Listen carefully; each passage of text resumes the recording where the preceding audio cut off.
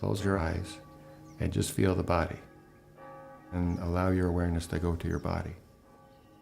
Everything settles down and centers.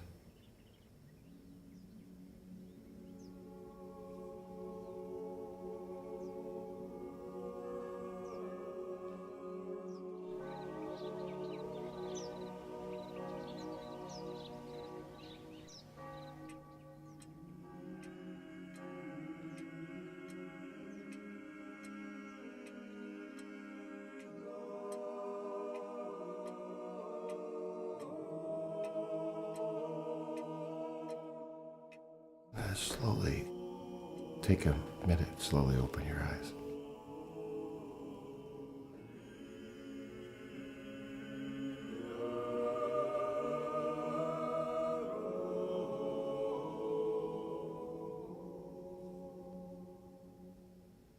All things are imbued with spirit.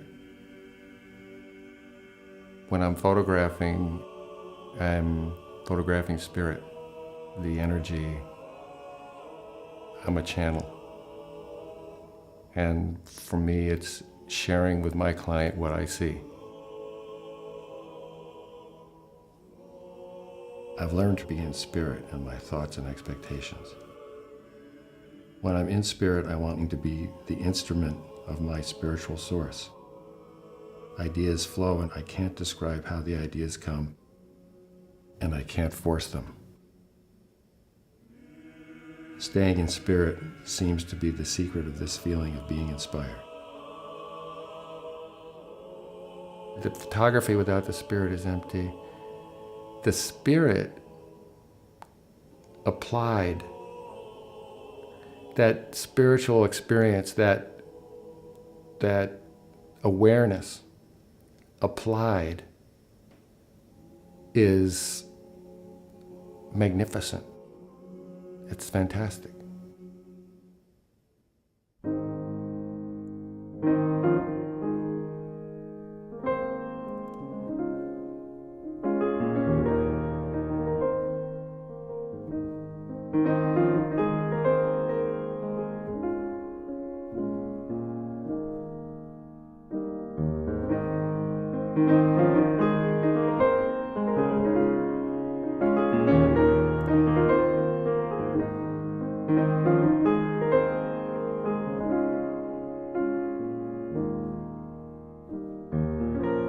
For me, the magic and the excitement is making that connection on a spiritual level and then showing that in the images.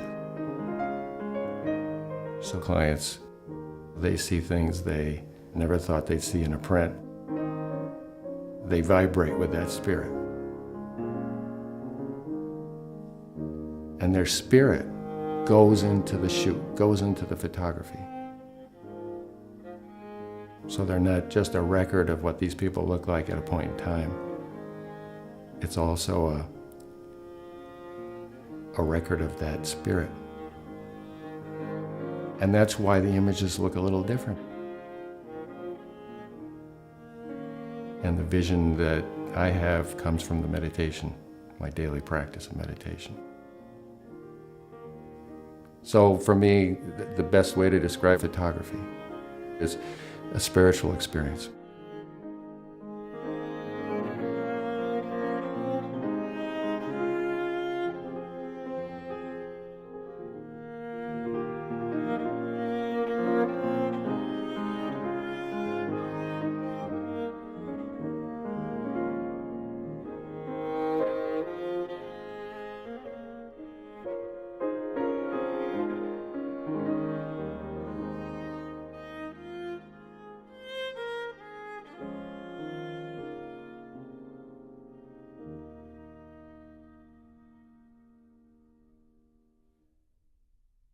What's my purpose on the planet?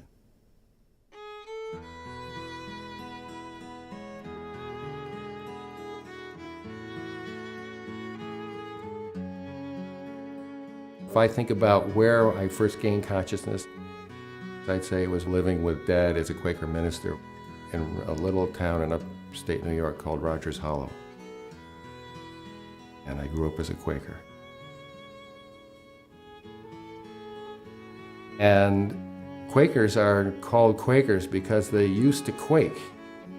They would sit in meeting and be so moved by spirit, they start to shake. And I remember Dad would get up he's preaching, and he'd start pounding the pulpit to make a point. And he was kind of scary to me, the way he would get so almost violent to make these points he was making. I have 2 or 3 photos of me with my parents. And we're basically standing like wooden Indians looking at the camera.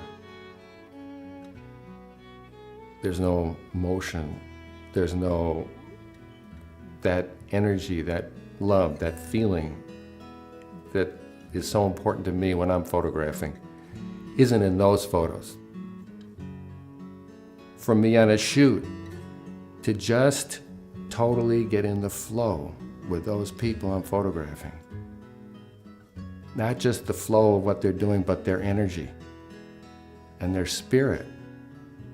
And be one with them and photograph that. I wish I had more images of me with my parents in that way.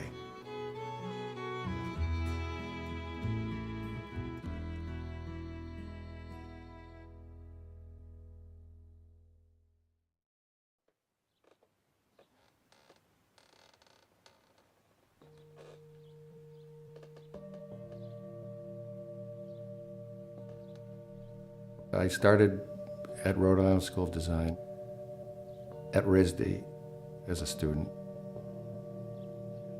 I have a degree in photography from that experience.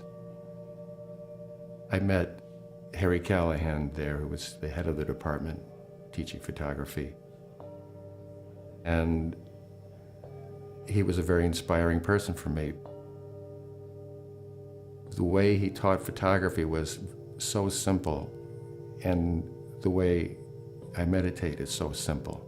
The two have a lot in common that way. When I graduated from RISD, at some point, maybe after 6 or 7 years, everything starts to come apart. I lost my focus, and I got to the point where I eventually stopped meditating.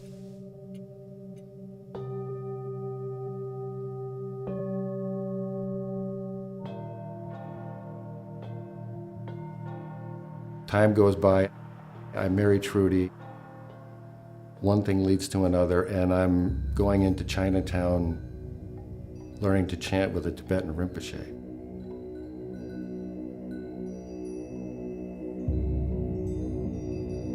This rekindles my whole spiritual practice.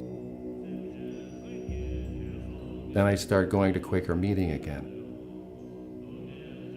And then I'm learning Agnihotra, which is a fire ceremony. The fire ceremony you do at sunrise and sunset to help heal the planet. One thing is building on another thing, is building on another thing.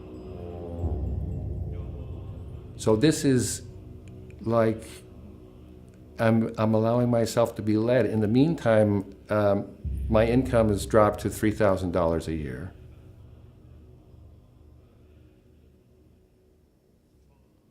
I grew up with no spirituality, no religion, my parents were not atheists, but they're just not practicing a religion. We didn't go to church. When I met Ben, it was my first exposure to Quakers, to Quakerism. Ben told me that he was going to pursue this spiritual practice and really wanted me to come on board and to understand and to do what he was doing. But I was so resistant to it because it wasn't my thing. It was real important for me to have my own path. And so Ben's working on his thing, and boy, he's going somewhere, and I don't want to be left behind. So follow your bliss. Life spent making money and not following your bliss is a wasted life. All these things, the meditation, the chanting, the Agnihotra, going back to Quaker meeting, all come together as part of a practice. I start to call it my practice. So every day I spend a couple hours on the practice. This starts to have a very profound effect on me, which is, what's my purpose on the planet?